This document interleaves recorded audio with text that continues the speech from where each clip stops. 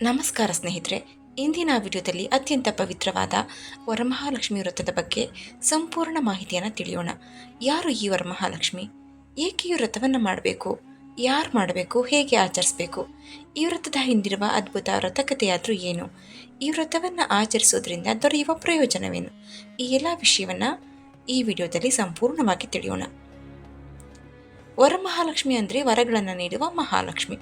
ವರ ಅಂದರೆ ಆಶೀರ್ವಾದ ಅಥವಾ ಇಷ್ಟಾರ್ಥವನ್ನು ನೆರವೇರಿಸೋದು. ಮಹಾಲಕ್ಷ್ಮಿ ಅಂದರೆ ಸಂಪತ್ತು, ಸೌಭಾಗ್ಯ, ಧಾನ್ಯ, ಸಂತಾನ, ಸುಖ, ಶಾಂತಿ, ಸಮೃದ್ಧಿಯ ಅಧಿದೇವತೆ. ಅಂದರೆ ಭಕ್ತರಿಗೆ ಬೇಕಾದ ಉತ್ತಮ ವರಗಳನ್ನು ಕರುಣಿಸುವ ರೂಪವೇ ವರಮಹಾಲಕ್ಷ್ಮಿ ದೇವಿ. ನಮ್ಮ ಸಂಪ್ರದಾಯದಲ್ಲಿ ಮಹಾಲಕ್ಷ್ಮಿಯನ್ನು ಕೇವಲ ಹಣದ ದೇವತೆ ಅಂತ ಮಾತ್ರ ಭಾವಿಸುವುದಿಲ್ಲ. ನಿಜವಾದ ಲಕ್ಷ್ಮಿ ಅಂದರೆ ಮನೆಯಲ್ಲಿ ಸುಖ, ಕುಟುಂಬದಲ್ಲಿ ಪ್ರೀತಿ, ಆರೋಗ್ಯ, ಸಂತಾನ ಭಾಗ್ಯ, ಧಾನ್ಯ ಸಮೃದ್ಧಿ, ಉತ್ತಮ ಜೀವನ, ಶಾಂತಿ ಮತ್ತು ನೆಮ್ಮದಿ. ಇವೆಲ್ಲ ಕೂಡ ಲಕ್ಷ್ಮಿಯ ಕೃಪೆಯ ರೂಪಗಳೇ.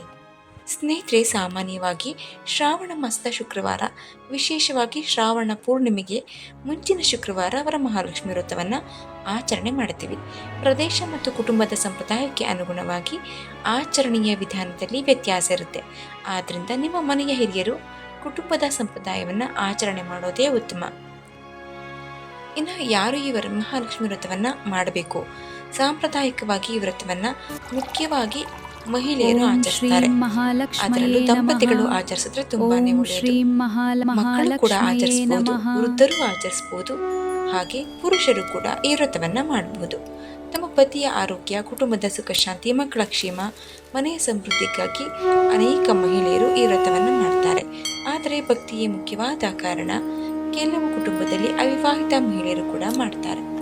ಅಷ್ಟೇ ಅಲ್ಲದೆ ವಿಧವಾ ಸ್ತ್ರೀಯರು ಕೂಡ ಈ ವರಮಹಾಲಕ್ಷ್ಮಿ ವ್ರತವನ್ನು ಮಾಡಬಹುದು. ಸ್ನೇಹಿತರೆ, ಇಂದಿನ ದಿನಗಳಲ್ಲಿ ಹಣವಿದ್ರೂ ನೆಮ್ಮದಿ ಇರೋದಿಲ್ಲ. ದೊಡ್ಡ ಮನೆ ಇದ್ರೂ ಕುಟುಂಬದಲ್ಲಿ ಪ್ರೀತಿ ಇರದೇ ಇರಬಹುದು. ಸಂಪತ್ತು ಇದ್ರೂ ಆರೋಗ್ಯ ಇಲ್ಲದೇ ಇರಬಹುದು. ಆದ್ದರಿಂದ ನಿಜವಾದ ಲಕ್ಷ್ಮಿ ಅಂದರೆ ಕೇವಲ ಹಣ ಅಲ್ಲ.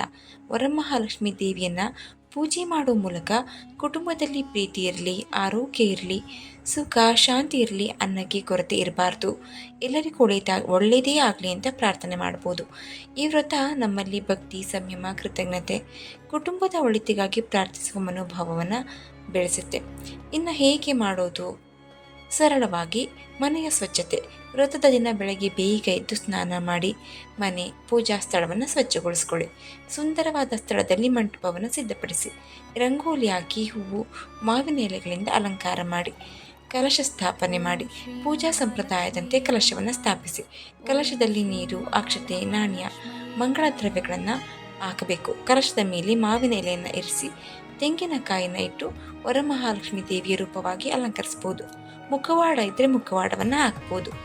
ದೇವಿಗೆ ಸೀರೆ, ಹೂವು, ಒಡವೆ, ಕುಂಕುಮ, ಅರಿಶಿನದಿಂದ ಅಲಂಕಾರವನ್ನು ಮಾಡಿ ಕುಟುಂಬದ ಒಳಿತು, ಲೋಕ ಕಲ್ಯಾಣಕ್ಕೆ ಪ್ರಾರ್ಥಿಸಿ ಸಂಕಲ್ಪವನ್ನು ಮಾಡಬೇಕು. ನಂತರ ದೇವಿಗೆ ಅರಿಶಿನ, ಕುಂಕುಮ, ಹೂವು, ಹಣ್ಣು, ನೈವೇದ್ಯ, ತಾಂಬೂಲವನ್ನು ಸಮರ್ಪಣೆ ಮಾಡಿ. ಮುಖ್ಯವಾಗಿ ವ್ರತದ ದಾರ ಅಥವಾ ದೋರ ಅಥವಾ ರಕ್ಷಾಸೂತ್ರವನ್ನು ಪೂಜೆಯ ನಂತರ ಕಟ್ಟಿಕೊಳ್ಬೇಕಾಗತ್ತೆ. ವರಮಹಾಲಕ್ಷ್ಮಿ ವ್ರತದ ದಿನ ವ್ರತಕಥೆಯನ್ನು ಕೇಳೋದು ಅಥವಾ ಓದೋದು ಅತ್ಯಂತ ಪ್ರಮುಖ. ಪುರಾತನ ಕಾಲದಲ್ಲಿ ಮಗಧ ದೇಶದಲ್ಲಿ ಚಾರುಮತಿ ಎಂಬ ಸದ್ಗುಣವತಿ ಮಹಿಳೆ ವಾಸ ಮಾಡ್ತಾ ಇದ್ಲು. ಚಾರುಮತಿ ತನ್ನ ಪತಿ, ಕುಟುಂಬ, ಹಿರಿಯರನ್ನ ಅತ್ಯಂತ ಪ್ರೀತಿ ಮತ್ತು ಭಕ್ತಿಯಿಂದ ನೋಡಿಕೊಳ್ತಾ ಇದ್ಲು. ಅವಳು ದೇವರಲ್ಲಿ ಅಪಾರ ನಂಬಿಕೆ ಹೊಂದಿದ್ಲು. ಒಂದು ರಾತ್ರಿ ಚಾರುಮತಿಯ ಕನಸಿನಲ್ಲಿ ಮಹಾಲಕ್ಷ್ಮಿ ದೇವಿ ದರ್ಶನ ಕೊಟ್ಟು ದೇವಿಯು ಚಾರುಮತಿಗೆ ಹೀಗೆ ಹೇಳ್ತಾಳೆ: ಶ್ರಾವಣ ಮಾಸದ ಶುಭ ಶುಕ್ರವಾರ ನನ್ನನ್ನು ವರಮಹಾಲಕ್ಷ್ಮಿಯ ರೂಪದಲ್ಲಿ ಪೂಜಿಸು. ಈ ವ್ರತವನ್ನು ಶ್ರದ್ಧಾ ಮತ್ತು ಭಕ್ತಿಯಿಂದ ಆಚರಿಸು. ನಿನ್ನ ಕುಟುಂಬಕ್ಕೆ ಸುಖ ಶಾಂತಿ, ಸಮೃದ್ಧಿ, ಸೌಭಾಗ್ಯವನ್ನು ಕರುಣಿಸ್ತೇನೆ ಅಂತ. ಮರುದಿನ ಬೆಳಗ್ಗೆ ಚಾರುಮತಿ ಎಚ್ಚರಗೊಂಡು ತನ್ನ ಕನಸಿನ ಬಗ್ಗೆ ಕುಟುಂಬದವರಿಗೂ ನೆರೆಹೊರೆಯವರಿಗೂ ತಿಳಿಸ್ತಾಳೆ. ಅವಳು ದೇವಿಯ ಆಜ್ಞೆಯಂತೆ ವ್ರತವನ್ನು ಆಚರಣೆ ಮಾಡ್ತಾಳೆ. ತನ್ನ ಊರಿನ ಇತರ ಮಹಿಳೆಯರು ಸೇರಿ ಈ ವ್ರತವನ್ನು ಮಾಡ್ತಾರೆ.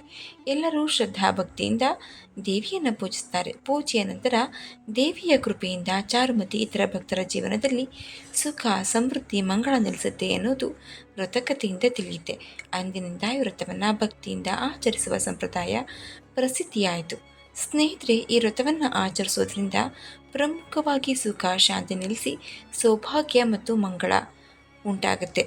ಸಮೃದ್ಧಿ ದೇವಿಯ ಕೃಪೆಯಿಂದ ಮನೆ ಹೆಚ್ಚಾಗುತ್ತೆ. ಕುಟುಂಬದ ಸದಸ್ಯರ ಆರೋಗ್ಯ ಕ್ಷೇಮ ಹೆಚ್ಚಾಗುತ್ತೆ. ಮನಸ್ಸಿನಲ್ಲಿ ಭಕ್ತಿ ನೆಮ್ಮದಿ ಸದಾ ಉಂಟಾಗುತ್ತೆ. ಸದಸ್ಯರು ಒಟ್ಟಾಗಿ ಪೂಜೆ ಮಾಡೋದ್ರಿಂದ ಬಾಂಧವ್ಯ ಕೂಡ ಹೆಚ್ಚುತ್ತೆ.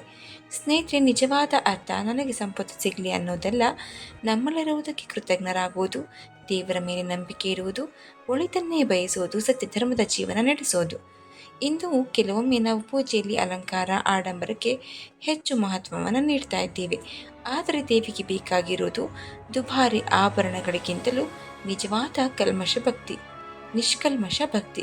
ದೊಡ್ಡ ದೊಡ್ಡ ಅಲಂಕಾರ ಮಾಡದಿದ್ರೂ ಪರವಾಗಿಲ್ಲ, ಸರಳವಾಗಿ ಪೂಜೆ ಮಾಡಿದ್ರೂ ಪರವಾಗಿಲ್ಲ.